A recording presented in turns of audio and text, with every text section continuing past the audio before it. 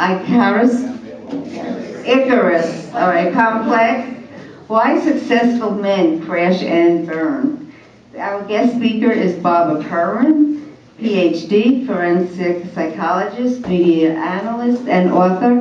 And this is the third time she's here. Well, magic number. Good morning, everyone. I really love coming here because I have to say that you are the most intelligent, engaging, and engaged audience on the island. And I mean that sincerely.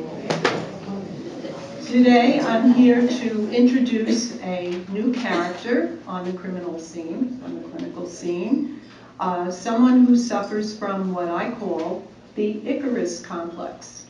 Why successful men crash and burn. Who remembers from their Greek mythology who Icarus was? Who was Icarus? Can you tell us? Yes, he went too close to the sun and he committed the Greek tragic sin of hubris. He miscalculated his potential and he wasn't satisfied with being the expert he was in his life, and he built these wings of wax and he flew too close to the sun despite all his warnings, and they melted and he tumbled down. How many people watched that television show Mad Men? Okay.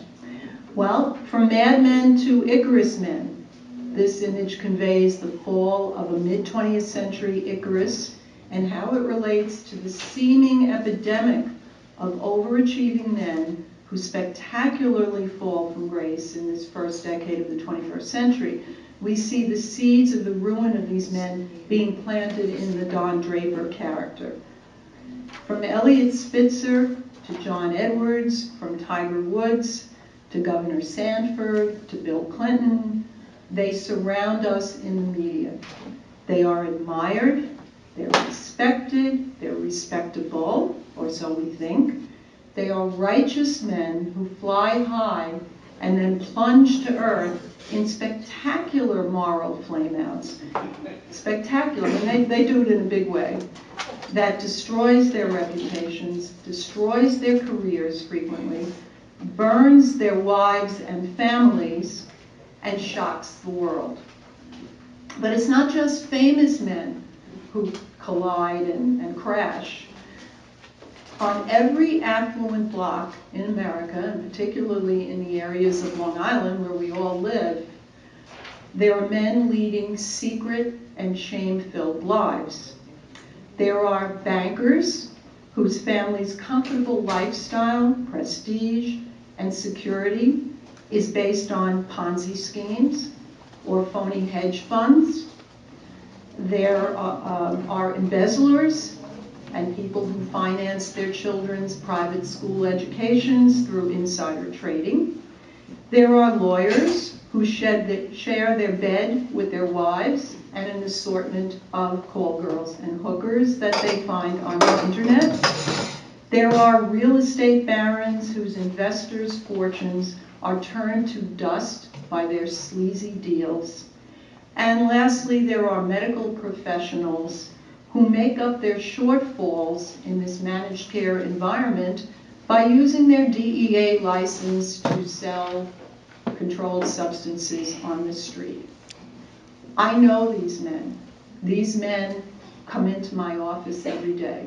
These men live anywhere from Manhasset to Port Jefferson.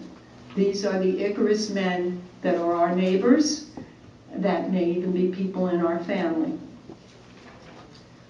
They are compelled by a complex of OCD, depression, addictions, bipolar disorders that converge and combust inside their minds.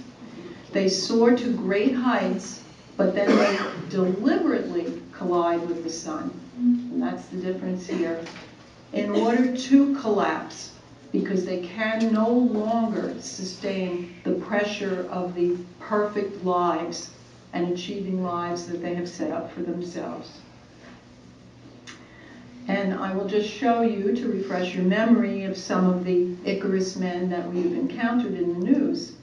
Senator John Edwards. John Edwards of the beautiful smile and the great head of hair. And you see him on the campaign trail with his, at that point in time, terminally ill wife. You see his wife, accomplished, charming, and then you see the political groupie, Riel Hunter, and his love child. What? This man had everything. This is the man who spoke about two Americas. And I guess he really knew what he was talking about, because he had two Americas. New York Governor Eliot Spitzer. I used to do the Geraldo Rivera show with Eliot Spitzer a lot.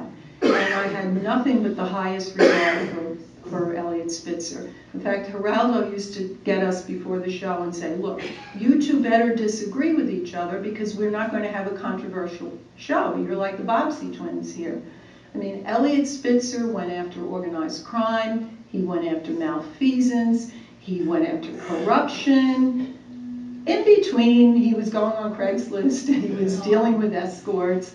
And you see him with his lovely and accomplished wife in happier times, Silda Spitzer. Then you see Ashley Dupre, just one of the call girls that were financed by the taxpayers of the state of New York.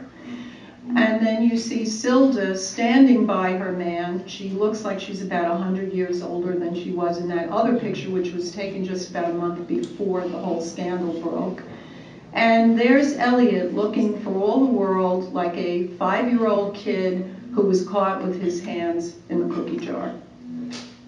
Tiger Woods, I mean, can I say enough about this? Are you tired of it already? Another example of a man that was perfect, that was unblemished, that was donating millions and millions of dollars to charities and from his endorsements.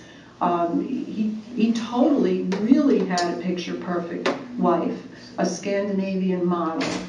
And here he was text messaging and cavorting with waitresses and hookers and people he met in the Waffle House. Now, there were no Waffle Houses around here. Anybody familiar with the Waffle House? Okay. The Waffle House is where college kids go after they've been binging all night and they've puked so much, and that's the only thing they can afford. So that's where Tiger Woods was meeting his companions. He seems to have an affinity for the name Jamie, too. If you see, Jamie Grubbs was one of them, Jamie Younger. Why? Why did this man have to do this? Why did he have to go with women from Waffle House? He could have had any woman in the world. South Carolina Governor Mark Sanford. Sanford and his family in happier days. His wife, also a very lovely, accomplished woman. And his mistress, which if you look at the picture, she looks like a Latina version of his wife a bit, doesn't she? Now he was, while he was telling his constituents that he was hiking through the Appalachian Mountains, he was basically cavorting through Buenos Aires, thanks to, again, the taxpayers of the state of South Carolina. Going back a little bit in time, one of the cases that I find probably the saddest, and maybe because I personally know Sol Wachtler, and he is a man of the highest integrity and intelligence. He was the Chief Justice of the New York State Court of Appeals, the highest court in our state, a brilliant jurist, a jurist who had written opinions that were ahead of their time in terms of being pro-diversity, pro-civil rights, pro-women's rights. He was the estate manager of the estate of this young woman, Joy Silverman. It was a $24 million estate. He never touched a penny of the estate. There was no fiscal malfeasance, but he started an affair with her when he was 58 years old, and she was about 25 years younger. She was married. She had a small child. The affair, he knew her since she was a child, actually, so it was a weird, kind of almost incestuous affair. It went on for 3 years, after which she said, this is wrong, I need to break it off. And she did. And then he went completely ballistic. He threatened her life. He threatened to kidnap her daughter. He did things that were just beyond what you could imagine that a man of his caliber would ever do. And he was convicted of extortion and kidnapping charges, and he did spend 11 months in a federal prison. He's now celebrated his 80th birthday, and he's very much behind this project. Then, of course, there's the poster boy for Icarus, President Bill Clinton. I took this picture. The only way out at this point was probably to shoot himself. Another person, I mean, power and powerful men exert a very powerful aphrodisiac on young women. He needed to be involved with a, what was she, 21-year-old intern? And then never mind what damage this did to the country. The taxpayers of the United States paid for this scandal. The Icarus man is a beta male in an alpha world. Beta males and alpha males comes from the world of animal psychology. The beta male is the big, strong guy, or rather the alpha male, as you see there in that little kind of cartoon where he says, I don't care how big you are or how big you get, remember you have to sleep sometimes, okay? The alpha male is the uber male, the bigger, stronger, top of the pecking order male that gets the girl at all times. In fact, in some animal societies, the alpha male is the only male that's allowed to breed. And that has an evolutionary significance because the so-called better genes then stay in the population. The beta male is number 2. He's the one who tries harder. He doesn't come into the world with all the attributes of the alpha male, but he gets into an alpha position by what evolutionary psychologists like Steven Pinker and his group call the sneaky advantage. Okay? He comes up with a system, and that system allows him to overcome the things that make him beta.